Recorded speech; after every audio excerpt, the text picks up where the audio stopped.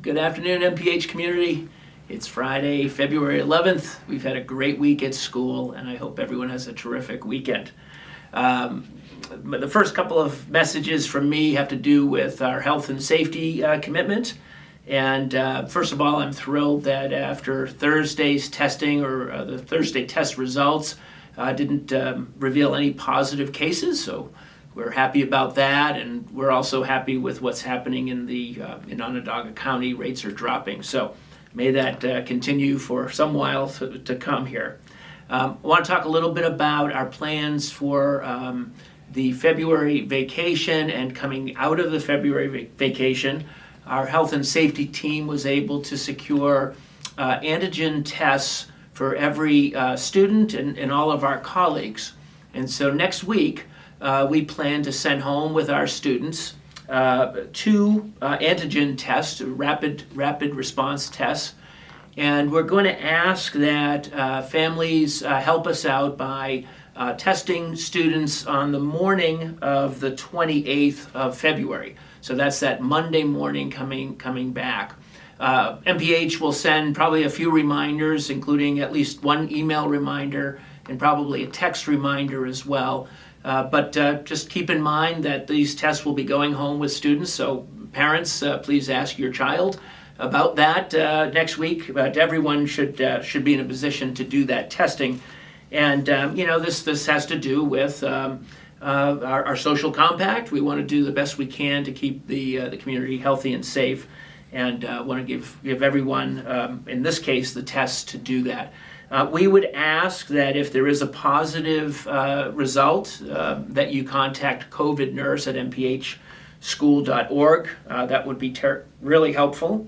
And we don't need to see proof of negative tests. We'll just assume that we'll hear from you if there's a positive test, and otherwise want to thank you now for helping us out with that. Also want to talk about masks.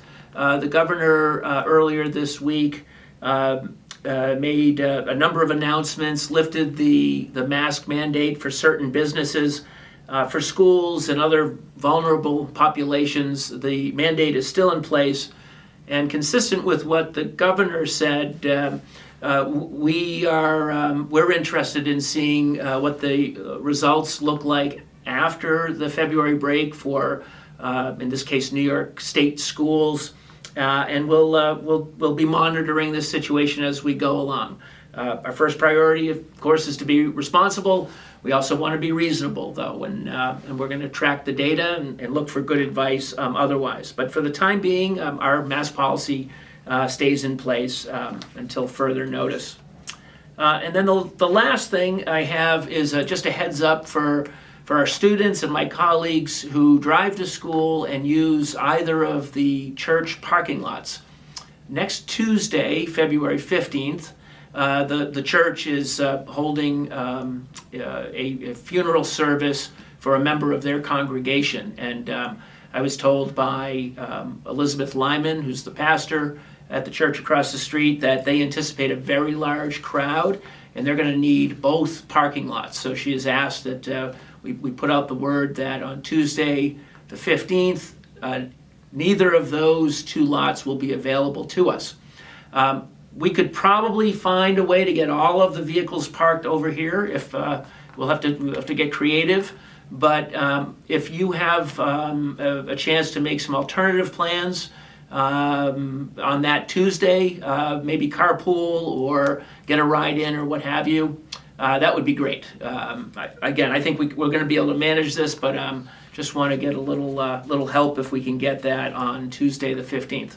And then otherwise, a date that I have forgotten probably 90% of my life, the 14th, Monday, is Valentine's Day. So for those of you who want to make a special gesture of in some way, some kind, just here's your reminder.